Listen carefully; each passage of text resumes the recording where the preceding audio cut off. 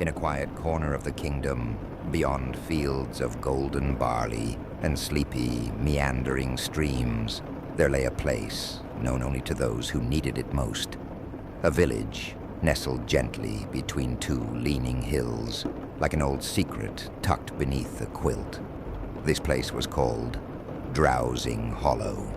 No map marked Drowsing Hollow, and no road led directly to it. One had to wander to find it, often by accident, or by the gentle tug of a dream that led through a mossy trail. The village itself was small, with cobbled lanes woven between ivy-clad cottages, each chimney gently breathing wisps of wood smoke. Time moved slowly here. The sun seemed to linger in the sky, casting warm shadows that stretched and curled like dozing cats. Life in Drowsing Hollow was simple, peaceful, and steeped in quiet tradition.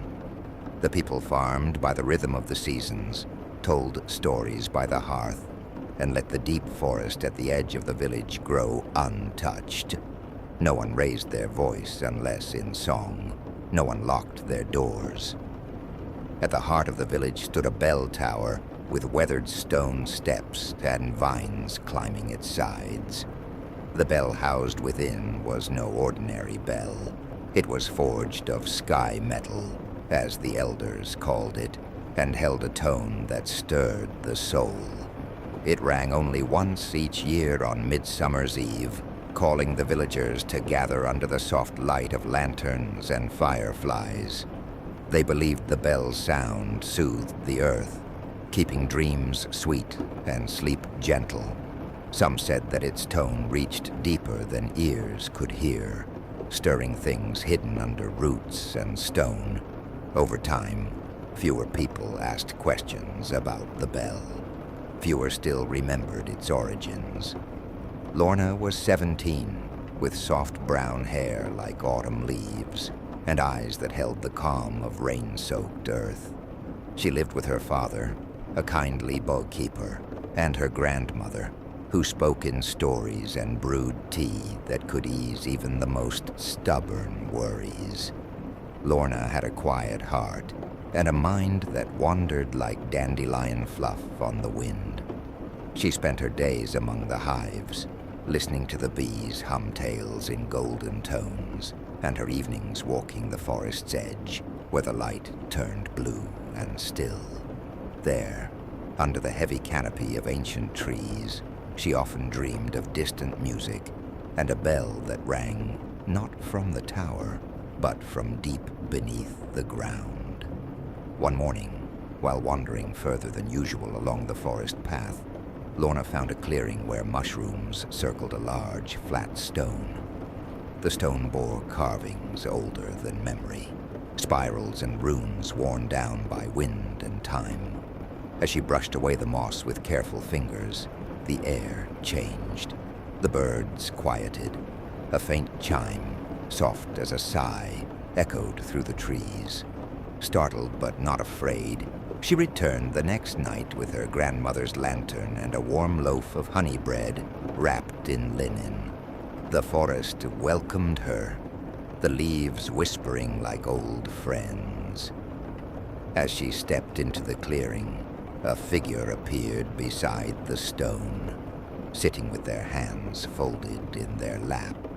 Clad in robes the color of twilight and hair silver as moonlight, the figure looked at her with calm eyes that seemed to see through everything, though their presence was strange. Lorna felt no fear, only peace.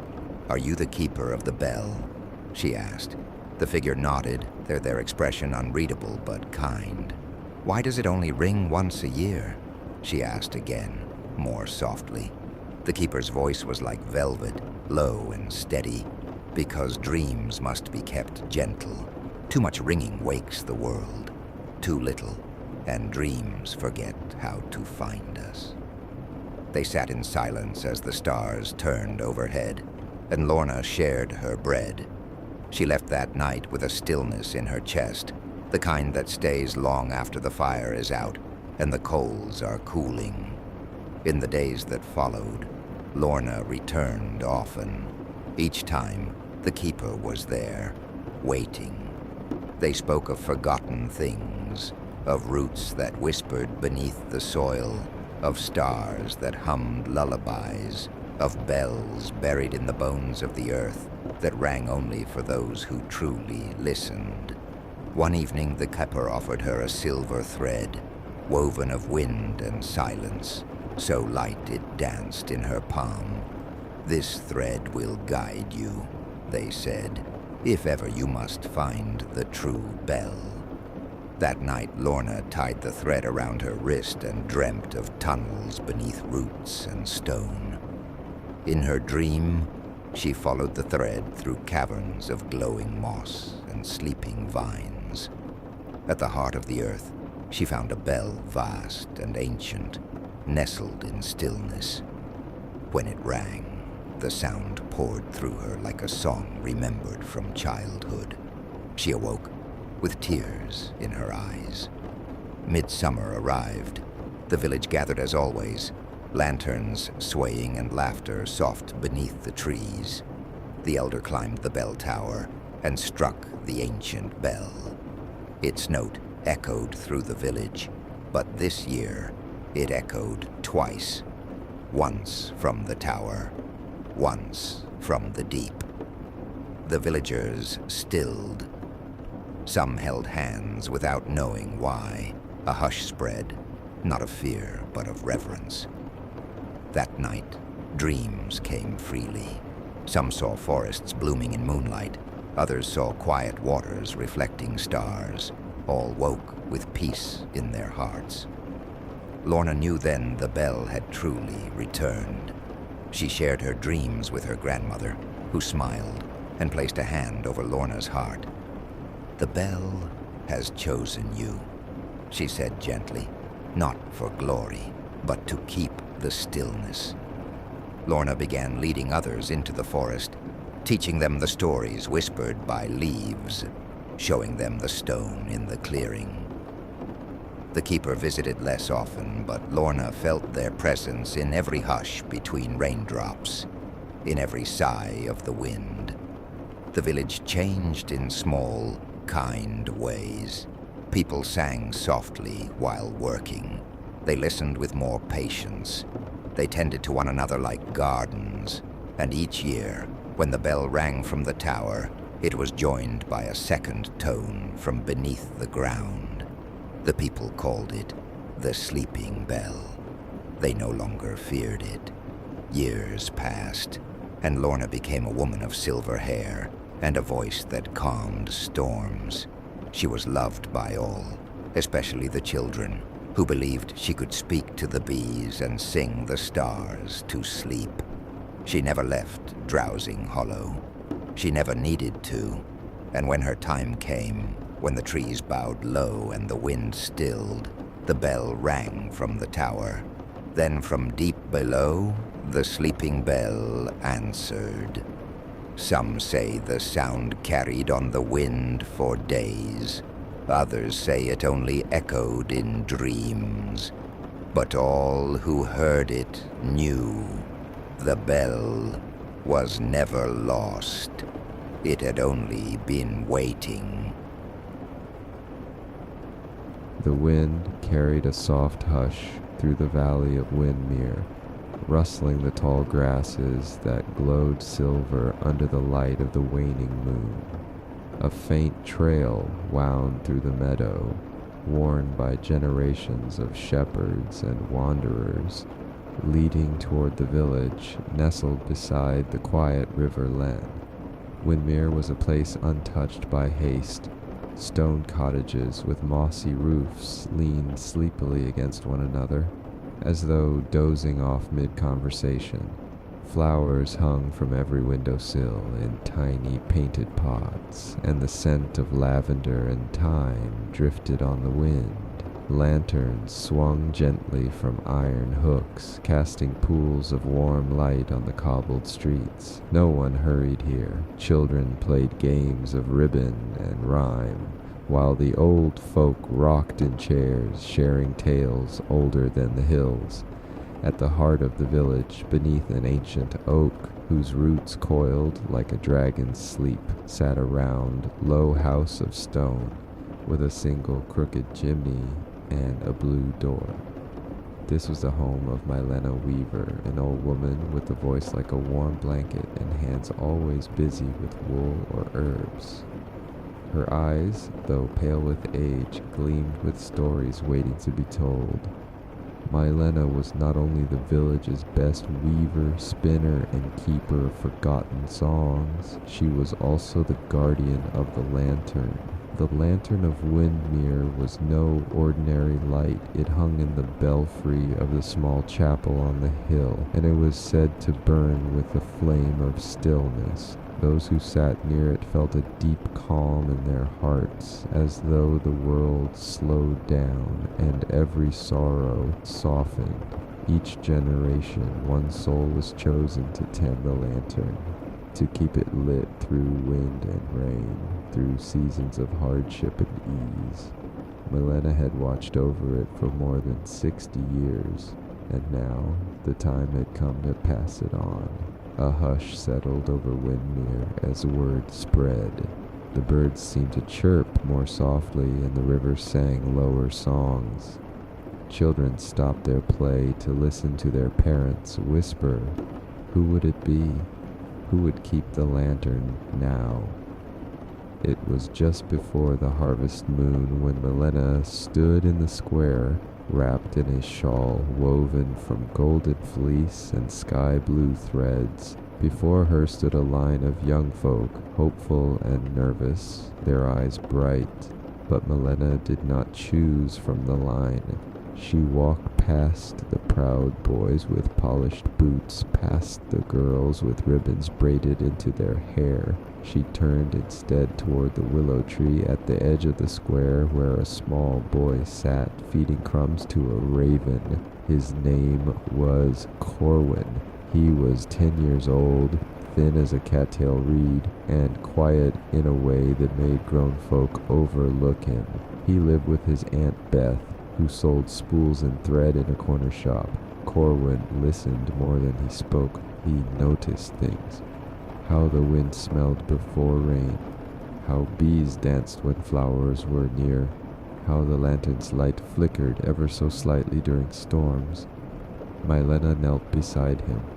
Corwin, she said, would you walk with me to the chapel? He nodded, crumbs forgotten, and rose to follow her. They walked the winding path up the hill, where the grass grew soft and the breeze sang gently.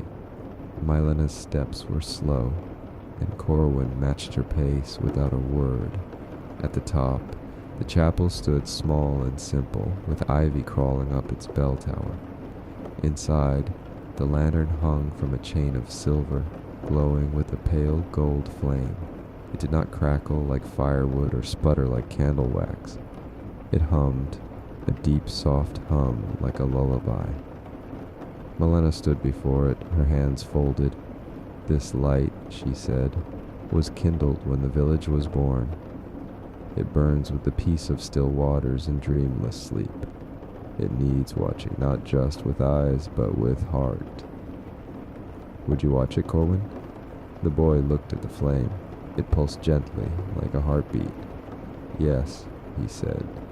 So began Corwin's quiet vigil. Each morning he climbed the hill with a satchel of bread and a flask of water.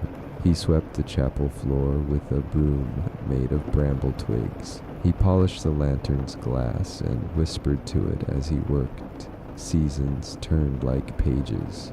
Winter came with its hush of snow. Corwin's footprints were the only marks on the hill path. The river Len froze over, and children skated while elders drank spiced tea. Yet the lantern glowed steady. Spring followed, and with it came a wandering bard, tall and thin, with a harp strung of moon thread. He played tunes of far-off lands, but when he came near the chapel, he stopped playing. He sat beside the lantern, silent for hours. When he left, he bowed low to Corwin. Summer brought storms, thunder cracked the skies, and lightning struck the bell tower once. Villagers ran with buckets, but found the fire had already gone out. Not the lantern, though. It burned ever on. Autumn arrived again, with golden leaves and chimney smoke. Corwin, now taller, his voice deepening, continued his vigil. He spoke little, but the village had begun to notice him. People asked his thoughts on the strange dreams. They brought him apples, folded poems, sprigs of rosemary. He always smiled but said little. One dusk, Milena did not come to market. A hush fell again. She was found in her bed, wrapped in her golden shawl, eyes closed, lips smiling. She had passed like a leaf on the wind. The village gathered for her farewell, and Corwin stood beside her resting place, holding the lantern. It flickered once, and then grew stronger. Years passed. Windmere remained quiet, but stories of the lantern spread. Travelers came to sit in the chapel's hush. Pilgrims left tokens, feathers, beads, lullabies scratched on bark. Corwin kept to his watch even as his hair grayed and his limbs stiffened. Until one evening, he walked into the village square and sat beneath the willow. Children gathered round as they once had with Milena. He began to speak. His voice, soft as twilight, told of the lantern's flame, how it was lit not with fire but with stillness, how peace, when tended with care, could light even the darkest hour. And as he spoke, a young girl in a dress of moss green and bare feet crept closer. Her eyes were quiet like Corwin's once were. When he asked if she'd walk with him to the chapel, she nodded, and so the light passed on again, and the lantern of Windmere burned gently on her. Name was Era. The girl with the moss-green dress had a curious spirit. She often climbed trees just to see if the sky felt different from above. Her feet were nearly always bare, even in frost, and she spoke to animals as if they were neighbors. Her mother had once despaired of Era ever growing into a proper lady, but the folk of Windmere had long since learned to trust the ones who walked to a different rhythm. Era's days began with dew and ended with stars. She learned from Corwin the silent rituals of the lantern, how to still her breath before entering the chapel, how to listen not just with ears but with the soul. She asked few questions, not out of shyness but reverence. Corwin taught not with words, but through example, and she followed his steps like a shadow. At night she sometimes dreamed of a great forest with a heart of flame, and though she told no one, she always woke with her hand stretched as though to catch the last warmth of the vision. Corwin, older now, would sometimes fall asleep beside the lantern's glow, his head resting on his cloak. Era would sit beside him and hum soft tunes to no melody in particular, and on nights when the wind howled fiercest, she would hold his hand and whisper, still and still again, the mantra he had once taught her. One morning, a raven arrived with a silver ribbon tied to its leg. It perched outside the chapel until Era untied the ribbon. A scrap of parchment fell from its leg, bearing a seal none had seen in Windmere in many lifetimes, a crest of stars above an open eye. Era showed the message to Corwin. He nodded once gravely. The light had been seen, he murmured, far beyond our hills. Within days, strangers arrived, not pilgrims but emissaries. They came cloaked in blue and gold, riding horses with bells on their reins. They bowed to Corwin and listened to Era. They did not ask to take the lantern. Instead, they made a strange request. Would the light travel, just once, to the Hall of Mirrors in Caelthorn, where a great unrest brews? Corwin, silent for long minutes, turned to Era. You must carry it, he said simply. and so began her journey. Era, barefoot, bearing the lantern, cradled in a cask of velvet and starlight. Through silent woods and across mist-wreathed moors she walked. Creatures watched from the edges, not with menace but curiosity. Once, a fox padded beside her for a full day, then vanished like mist. When she reached Calethorn, the city of mirrors, she found sorrow in every face. The people there had not known sleep in many moons. Their dreams twisted, their hearts restless. Era entered the great hall, placed the lantern at its center, and waited. Within moments, silence fell. Then, slowly, the tension drained from the air. People breathed deeper. Children ceased their crying. Some fell asleep where they stood, tears drying on their cheeks. Era left the lantern burning for 3 nights. On the 4th, she lifted it once more and walked home, carrying stillness back to Windmere. Corwin met her at the gate. He said only, "Well done," and the lantern of Windmere burned brighter still.